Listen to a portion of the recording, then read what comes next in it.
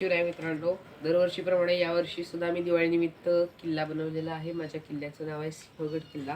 हा एका ऐतिहासिक प्रसंगाशी निगडीत आहे, जो की गड आला पण सिंह गेला. या ह्याचं गडाचं पूर्वीचं नाव कोंढाणा असं आहे आणि हा गड मी या ठिकाणी बनवलेला आहे.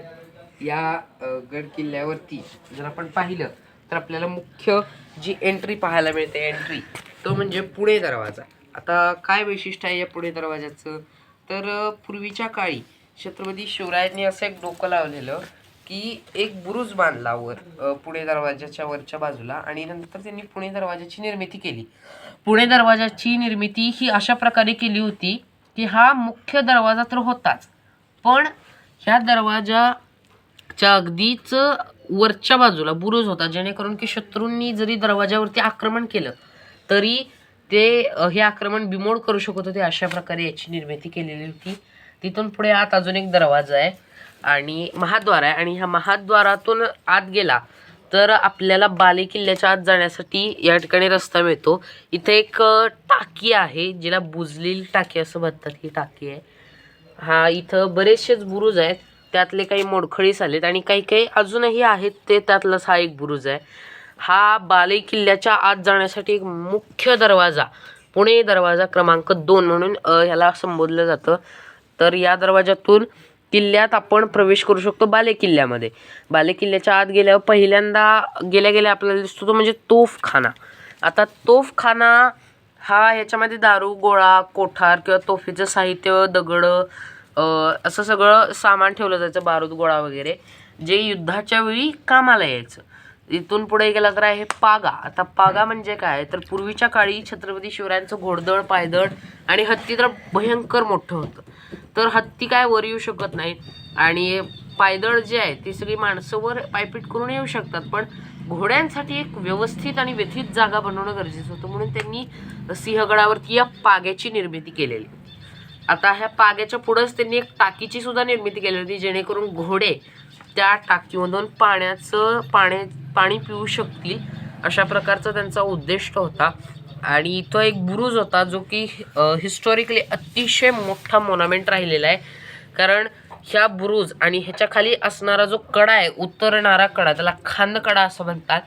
आता या खानकड्याचं वैशिष्ट्य म्हणजे हा अतिशय उंच आणि सिंहगडावरचा फ्रंट म्हणजे प्रथम बाजूने होणाऱ्या आक्रमणाला सामोरं जाणारा कडा आहे, आणि हा अतिशय उत्कृष्ट अशा दर्जाचा त्या काळी कार्य करत होता. जर आपण पुढे गेलो तर आपल्याला दिसतो टिळक बंगला. महाराजांनी या गडावरती स्वतःसाठी राजवाडा वगैरे काही न बनवता त्यांनी स्वतःसाठी एक बंगला बनवलेला होता छोटासा, आणि तो बंगला म्हणजे टिळक बंगला. सध्या हा बंगला आपल्याला अस्तित्वात सिंहगडावरती दिसून येत नाही, पण पूर्वीच्या काळामध्ये महाराज त्या बंगल्यावरती राहत होते. सिंहगडावरती बऱ्याचशाच टाक्या आहेत, त्यातल्याच 2 टाक्या महाराजांनी स्वतःच्या राहणीसाठी आणि दरबारांसाठी, एक तलाव आणि एक टाकी अशा प्रकारची निर्मिती केलेली होती. त्या इथं दिसत आहेत. पुढे गेला तर या गड किल्ल्यावरती आपल्याला 2 मंदिरं पाहायला मिळतात. एक म्हणजे अमृतेश्वर मंदिर आणि दुसरं म्हणजे कोंढाणेश्वर. दोन्ही मंदिरं शंकराची आहेत. कोंढाणेश्वर म्हणजे या गड किल्ल्याचं नाव कोंढाणा आहे म्हणून कोंढाणेश्वर मंदिराची निर्मिती केली, आणि अमृतेश्वर म्हणजे या गडाला एवढ्या विहिरी, एवढं पाणी लाभलंय, एवढा अमाप असं पाण्याचा साठा लाभलाय, आणि म्हणून त्यांनी या पाण्यालाच अमृत संबोधून अमृतेश्वर मंदिराची निर्मिती केलेली आहे. जर इथून आपण पुढे जात गेलो तर आपल्याला पाहायला मिळेल घरं आहेत, वस्ती आहेत, आणि ही म्हणजे बाजारपेठ. सिंहगडावरती खूप मोठा बाजार भरायचा, आणि त्यातलीच एक प्रमुख म्हणजे ही बाजारपेठ.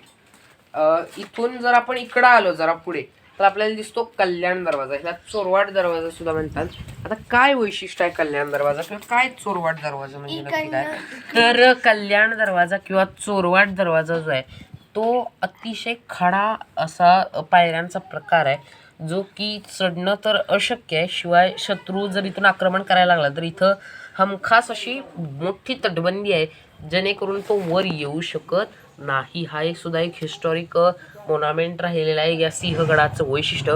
खाली आलो तर गड किल्ल्याच्या पायथ्याशी अनेक वस्त्या, गावं वसायची. त्यातलंच एक छोटंसं दृश्य गाव खेड्याचं, वस्त्याचं या ठिकाणी दाखवलेलं आहे. पुढे गेला तर आपल्याला बुरुज दिसेल, एक झुंजूर बुरुज.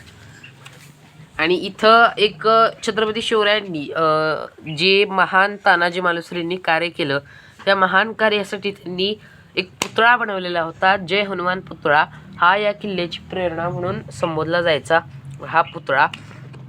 इथून पुढे आलो तर आपल्याला दिसेल तो म्हणजे झुंजार बुरुज. आता झुंजार बुरुज जो आहे हा बुरुज अतिशय महत्त्वाचा बुरुज आहे या किल्ल्यावरचा.